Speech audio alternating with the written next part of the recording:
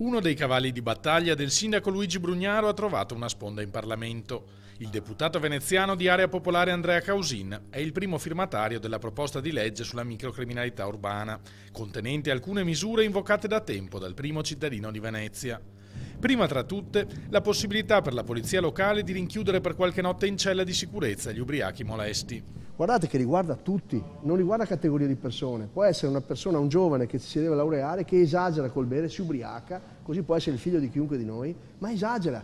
E se esagera diventa un problema. In mezzo alla gente questo può provocare una reazione di qualcuno, magari offende una donna, una signora. A quel punto quella persona reagisce e quello sì viene poi denunciato e creano un sacco di complicazioni. Allora noi abbiamo pensato che invece bisogna agire immediatamente con una cella di sicurezza in comune, nessun costo per lo Stato, paga il comune. Non vogliamo intasare ai tribunali, assicura Brugnaro. Le sanzioni in questi casi possono essere stabilite dal giudice di pace, senza bisogno di lunghi processi. E quella persona, finché è ubriaco, resta dentro. Il giorno dopo lo mandiamo via con una cauzione da 500 a 1500 euro.